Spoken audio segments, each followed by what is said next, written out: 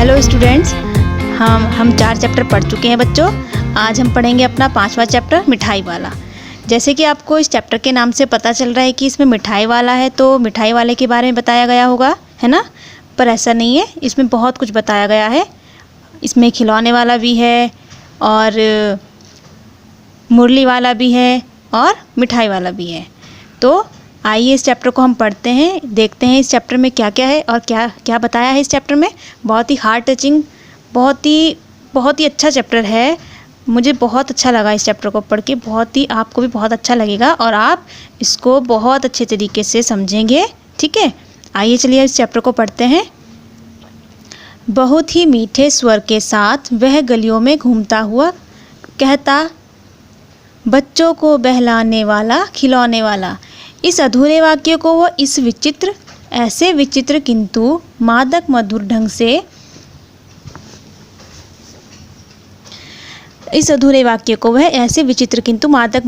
से गाकर कहता कि सुनने वाले एक बार अस्थिर हो उठते। उसके इसने भिक्षिता कंठ से फूटा हुआ गान सुनकर निकट के मकानों में हलचल मच जाती। छोटे छोटे बच्चों को अपनी गोद में लिए हुए युवतियाँ चिकों को उठाकर छज्जों पर नीचे झांकने लगती।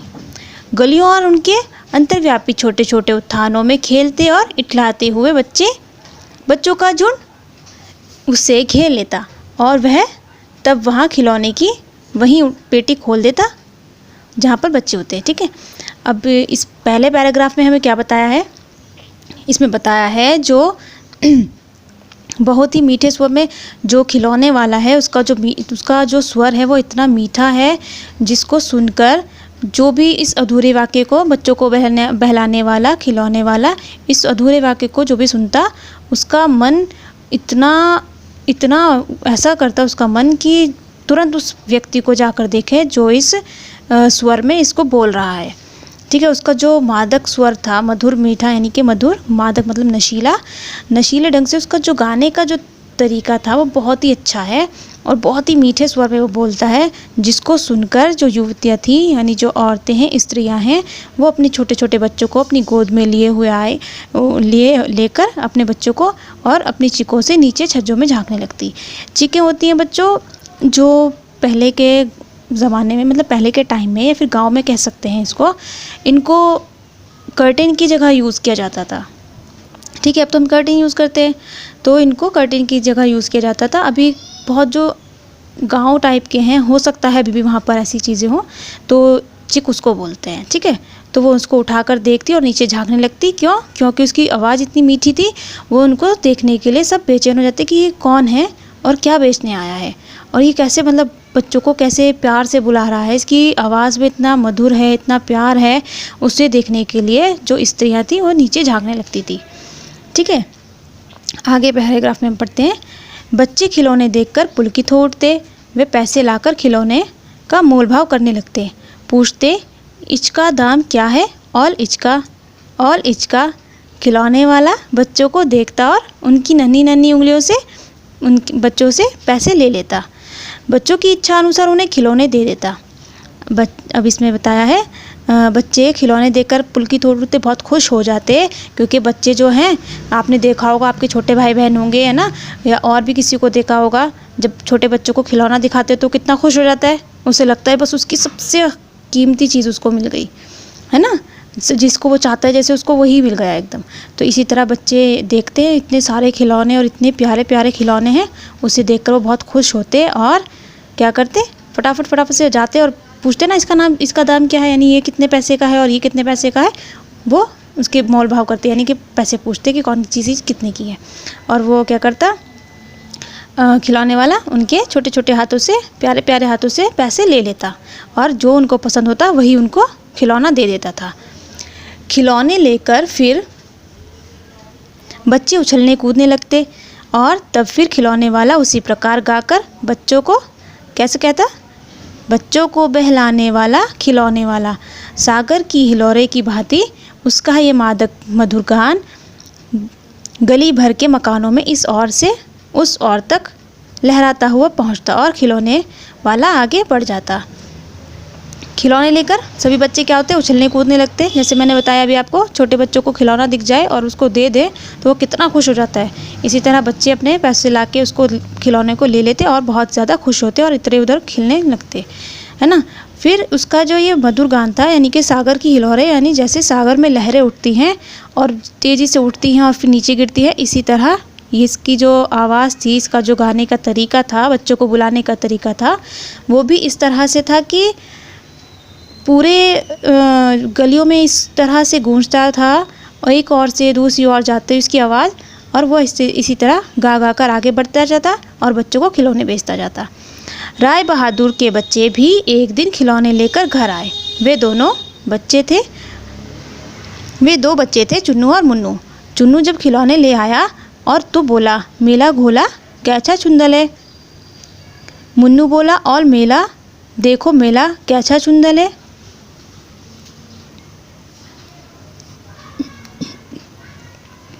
दोनों अपने हाथी घोड़े लेकर घर भर में उछलने लगे। इन बच्चों की माँ रोहिणी कुछ देर तक खड़े खड़े उनका खेल निरखती रही। अंत में दोनों बच्चों को बुलाकर उसने पूछा, अरे ओ चुन्नू मुन्नू, ये खिलौने तुमने कितने में लिए हैं। तो इसमें एक और बताया है, जब खिलौने वाला खिलौने बेच रहा था तो एक राय बहादुर जी हैं और उन्होंने क्या किया, उनके दो बच्चे हैं चुन्नू और मुन्नू, तो उनके बच्चों ने भी उनसे खिलौने लिए, है ना। खिलौने लेकर चुन्नू और मुन्नू दोनों खेलने लगे और पूरे घर में खेलकूद मचाने लगे। पूरे घर में खेलकूद जब वो मचा रहे थे, उछल कूद रहे थे, तो उनकी माँ उनको देखती रही, निहारती रही खड़ी हुए। फिर थोड़ी देर बाद जब वो खेलते रहे तो उनकी मम्मी ने उनको बुलाया और बोला कि ये तुमने खिलौने कितने में लिए हैं। मुन्नू बोला, 2 पैसे में खिलौने दे गए हैं। रोहिणी सोचने लगी, इतने सस्ते कैसे दे गया, ये तो वही जाने, लेकिन दे तो गया ही है, इतना तो निश्चय है। एक ज़रा सी बात ठहरी, रोहिणी अपने काम में लग गई।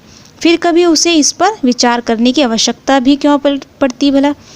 तो चुन्नू मुन्नू की माँ ने उनको बुलाया और उनसे पैसे पूछे, तो उसने बताया कितने पैसे, कि 2 पैसे में।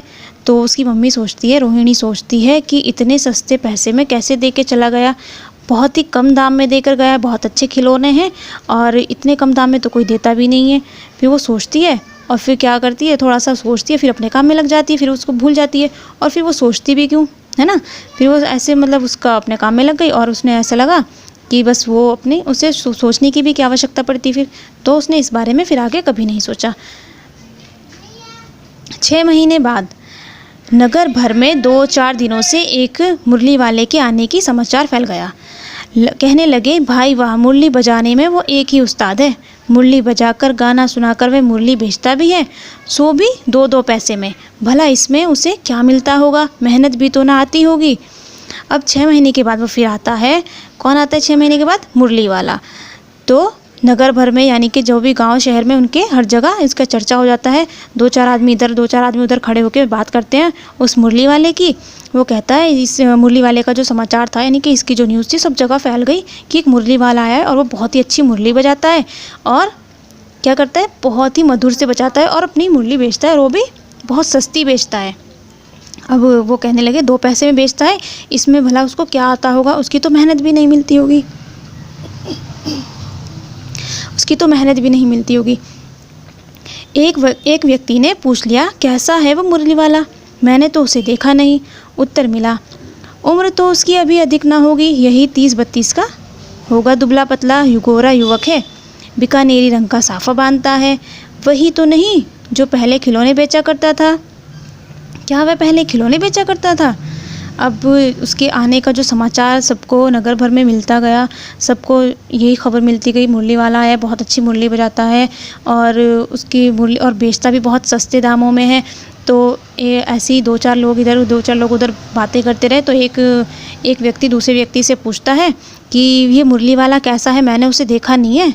तो वो दूसरा व्यक्ति उसको उसका कदकाठी बताता है कि वो इस तरीके का है, उसकी उम्र अभी ज़्यादा नहीं है, 30-32 का है और दुबला पतला सा युवक है और बीकानेरी रंग का साफा बांधता है।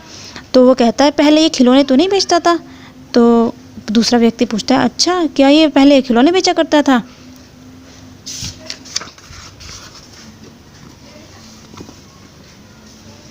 हाँ, जो आकार प्रकार तुमने बताया है उसी प्रकार का वह भी था, तो वही होगा। पर भाई है वो एक उस्ताद। प्रतिदिन इसी प्रकार उस मुरली वाले की चर्चा प्रतिदिन होती रही नगर में। प्रत्येक गली में उसका मादक मृदुल स्वर सुनाई पड़ता, बच्चों को बहलाने वाला मुरलिया वाला। अब वो क्या बेचने आया है? मुरली बेचने आया है। तो जैसा वो बोलता है, एक व्यक्ति दूसरे व्यक्ति से पूछता है तो दूसरा वाला बोलता है, हाँ जैसा तुम बता रहे हो, जैसे तुमने मुझे बताया, उसका कद काठी, उसका आकार प्रकार बताया, तो लगता तो वही है। हो सकता है वो वही हो, पर जो भी है, पर वो एक उस्ताद है, यानी कि वो जो मुरली बजाने में बहुत ही माहिर है, और वो इस तरह की मुरली बजाता है कि सबको अपनी ओर आकर्षित कर लेता है। दिन प्रतिदिन यानी कि हर रोज़ आगे दिन बीतते गए, और हर रोज़ उसकी मुरली वाले की नगर भर में क्या होती रही? प्रशंसा होती रही। और उसके जो मीठा कोमल सा स्वर कानों में सुनाई पड़ता, बच्चों को बहलाने वाला मुरलिया वाला, ये बहुत ही मीठा स्वर था, जिस प्रकार से खिलौने वाला गाया करता था। रोहिणी ने भी मुरली वाले का ये स्वर सुना, तुरंत उसे खिलौने वाले का स्मरण हो आया। उसने मन ही मन कहा, खिलौने वाला भी इसी तरह गा गा कर खिलौने बेचा करता था। रोहिणी उठकर अपने पति विजय बाबू के पास आई। ज़रा उस मुरली वाले को बुलाओ तो चुन्नू मुन्नू के लिए ले लूँ, क्या पता ये फिर इधर आए ना आए। वे भी जान पड़ता है पार्क में खेलने निकल गए हैं। विजय बाबू एक समाचार पत्र पढ़ रहे थे, उसी तरह उसे लिए हुए वे दरवाजे पर आकर मुरली वाले से बोले, क्यों भाई, किस तरह देते हो मुरली? अब क्या होता है, रोहिणी जो थी उसकी आवाज़ सुनती है मुरली वाले की, उसको कैसा लगता है कि जिस प्रकार से खिलौने वाला क्या करता था, बच्चों को बहलाने वाला बोल के अपनी गा गा के बच्चों को खिलौने बेचा करता था, इसी प्रकार मुरली वाला भी बेच रहा है। तो उसको उसी की याद आ जाती है, तुरंत वो सोचती है कि कहीं ये वही तो नहीं है। फिर वो क्या बोलती है, रोहिणी उठकर अपने पति के पास आती है, बोलती है कि ज़रा मुरली वाले को बुलाओ तो चुन्नू मुन्नू के लिए ले लूँ, क्या पता वो फिर इधर आए ना आए, बच्चे तो अभी पार्क में खेलने गए हैं, जब तक वो आएंगे शायद ये चला जाए। तो उसके पति, रोहिणी के पति विजय बाबू क्या करते हैं, समाचार पत्र पढ़ रहे होते हैं। वो उसी समाचार पत्र को लिए हुए हाथ में, न्यूज़पेपर समझते हो ना, तो उसी को लिए हुए मुरली वाले के पास जाते हैं और पूछते हैं, क्यों भाई, कितने में मुरली दी है?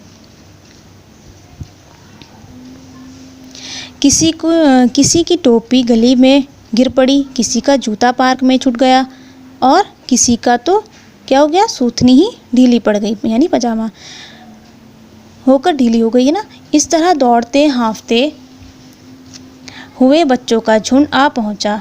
एक स्वर में सब बोल उठे, अम्बी लेंदे मुल्ली और अम्बी लेंदे मुल्ली। अब क्या होता है, जब बच्चे मुरली वाले की आवाज़ सुनते हैं और उसका उतना मधुर गान सुनते हैं, तो बच्चे दौड़े हुए चले आते हैं। और वो इस तरह दौड़ते हैं कि किसी की टोपी गिर जाती है, किसी का जूता गिर जाता है, और किसी की तो सोथनी यानी पजामा ही ढीला हो जाता है। और दौड़ते दौड़ते हाँफते हुए बच्चों का झुंड क्या करता है, उसके एक स्वर में आके बोलते हैं, और सब उसको घेर लेते हैं, इकट्ठा हो जाते हैं और बोलते हैं कि हम भी लेंगे मुरली और हम भी लेंगे मुरली। मुरली वाला हर्ष गदगद हो उठा, बोला, सबको देंगे भैया, लेकिन ज़रा रुको, ठहरो, एक एक को देने दो, अभी इतनी जल्दी हम कहीं लौट के थोड़े ही जाएंगे, बेचने तो आए ही हैं, और इस समय मेरे पास 1-2 नहीं, पूरी 57 है। हाँ बाबूजी, क्या पूछा था आपने, कितने में दी है? दी तो वैसे 3 पैसे में है के हिसाब से है, पर आपको 2 पैसे में ही दे दूँगा। अब क्या होता है, मुरली वाला जो था बहुत खुश हो जाता है। क्यों? क्योंकि उसे बच्चों के झुंड ने आके घेर लिया, और वो बहुत ही खुश होता है बच्चों को देखकर।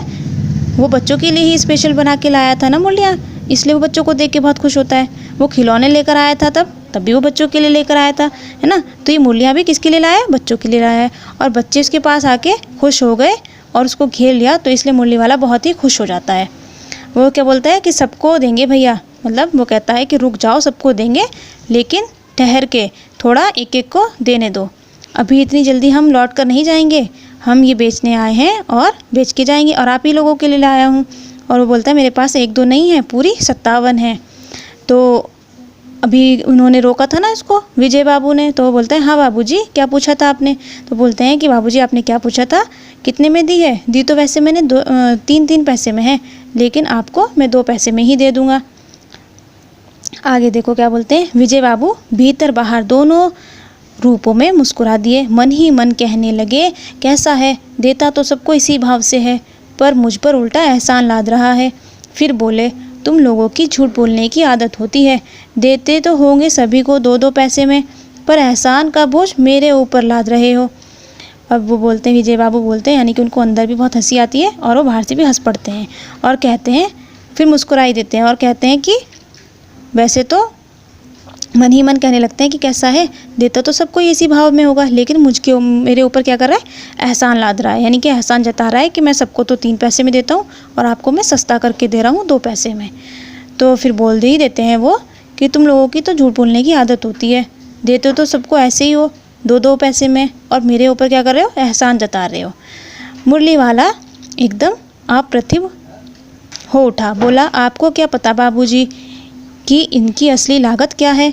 ये तो ग्राहकों का दस्तूर होता है कि दुकानदार चाहे हानि उठाकर चीज़ क्यों ना बेचे, पर ग्राहक यही समझते हैं कि दुकानदार मुझे लूट रहा है। आप भला काहे को विश्वास करेंगे, लेकिन सच पूछिए तो बाबूजी असली दाम तो 2 ही पैसा है। आप कहीं से 2 पैसे में ये मुरली नहीं पा सकते।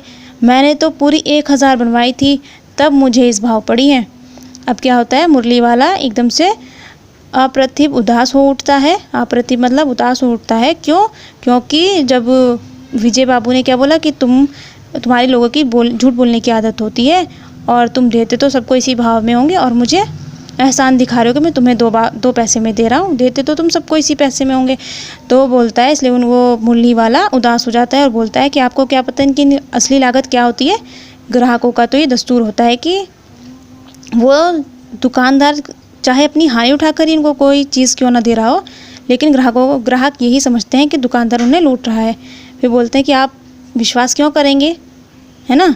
तो लेकिन सच पूछिए तो इनकी असली लागत आप नहीं जानते कि इनकी असली लागत क्या है। इनकी असली लागत 2 पैसे ही है, और आप मुझे कहीं से 2 पैसे में लाकर ये मूल्य दिखाओ तो मैं जानूँ मतलब कि इतने कम पैसों में नहीं मिलेंगी। इसलिए मैं आपको इसलिए बता रहा था कि मैं आपको 2 पैसे में दे रहा हूँ, ठीक है, इस भाव में आपको कहीं नहीं पड़ेंगी, ये बताता है वो। बाबूजी बोले, अच्छा मुझे ज़्यादा वक्त नहीं है, जल्दी से 2 ठो निकाल दो। बाबूजी बोलते हैं, विजय बाबू बोलते हैं कि मेरे पास ज़्यादा वक्त नहीं है और मुझे 2 मुरलियाँ निकाल दो। 2 मुरलियाँ लेकर विजय बाबू फिर मकान के भीतर पहुंच गए। मुरली वाला देर तक उन बच्चों के झुंड में मुरलियाँ बेचता रहा। उसके पास कई रंग की मुरलियाँ थी। बच्चे जो रंग पसंद करते, मुरली वाला उसी रंग की मुरली उनको निकाल कर दे देता। अब वो तो अपनी मुरली लेकर चले गए। मुरली वाला जो था उनको वहीं बैठा हुआ बेचता रहा।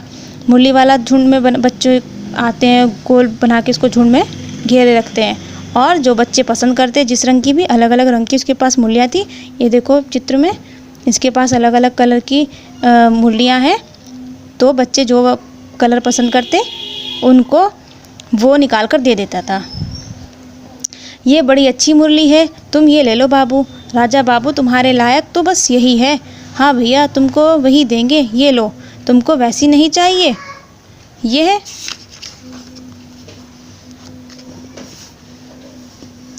ये नारंगी रंग की अच्छी, वही लो। ले आए पैसे, अच्छा ये लो, तुम्हारे लिए मैंने पहले ही से ये निकाल कर रखी है। तुमको पैसे नहीं मिले, तुमने अम्मा से ठीक तरह से ना मांगे होंगे। धोती पकड़कर पैरों में लिपटकर अम्मा से पैसे मांगे जाते हैं बाबू। हाँ फिर जाओ, अब की बार मिल जाएंगे। 2 अन्नी है, क्या हुआ, ये लो पैसे, वापस लो। ठीक हो गया ना हिसाब, मिल गए पैसे। देखो मैंने तरकीब बताई। अच्छा अब तो किसी को नहीं लेना है ना, सब ले चुके। तुम्हारी माँ के पास पैसे नहीं हैं, अच्छा तुम भी यह लो। अच्छा तो अब मैं चलता हूँ। इस तरह मुरली वाला फिर आगे बढ़ गया। ये बड़ी अच्छी मुरली है, ये लो बाबूजी। जब बच्चे मुरलियाँ देखते हैं और वो बोलते हैं मुझे ये दो, मुझे वो दो, और मुरली वाला उन्हीं की पसंद की मुरलियाँ उनको दे देते हैं और बोलता है ये लो, ये तुम्हारे लिए अच्छी है, ये तुम्हारे लिए अच्छी है। छोटे छोटे बच्चों को जैसे बच्चे पसंद करते हैं वैसे वो उनको देते रहते हैं। और जब हम किसी को कोई चीज़ देते रहते हैं ना, तो फिर हमें भी पता चल जाता है कि हाँ, इस बच्चे को ये चीज़ चाहिए होगा, इसको ये अच्छा लगता होगा। जैसे हम क्लास में भी हमें पता चल जाता है ना, ये बच्चा ज़्यादा बोलता है, ये बच्चा कम बोलता है। इसी तरह से वो भी उन बच्चों की सब बात समझने लगता है और बोलता रहता है कि आपको ये चाहिए और आपको ये चाहिए और आपके लिए ये और आपके लिए वो। ठीक है, अब वो बोलता है ये लो नारंगी, ये तुम ये वाली ले लो, तुम वो वाली ले लो, है ना। तो एक बच्चा क्या बोलता है, वो उसको पैसे नहीं मिलते। वो बोलता है अच्छा तुम्हारे लिए मैंने, वो बोलता है देखो मैंने तुम्हारे लिए पहले से ही निकाल के रखी थी ये मुरली, है ना। तुम्हें पैसे नहीं मिले, अच्छा तुमने ठीक से मांगे नहीं होंगे, अम्मा से बोलो, अम्मा के धोती पकड़ कर लिपट कर पैरों में, उनसे तब पैसे मांगे जाते हैं। तो वो पैसे लेकर आता है बच्चा, 2 अन्नी। वो बोलता है अच्छा मिल गए पैसे। तो क्या होता है, वो ऐसे पैसे लेके आ जाता है और उसको दे देता है। और क्या बोलते हैं, तुम्हारी माँ ने तुम्हें पैसे नहीं दिए। वो कोई बच्चा आता है, वो बोलता है तुम्हारी माँ ने तुम्हें पैसे नहीं दिए, कोई बात नहीं, ये लो तुम भी लो मुरली। वो सबको मुरलियाँ दे देता है मुरली वाला और आगे बढ़ जाता है। तो बच्चों अभी मैं आपको इतना ही पढ़ा रही हूँ, क्योंकि ये लंबा चैप्टर है, इसकी 2 वीडियो बनाई जाएंगी इस चैप्टर की। तो ये भी इस चैप्टर की आगे की वीडियो आपको आगे सेकंड पार्ट करके सेंड कर दिया जाएगा। ठीक है, ओके, थैंक यू।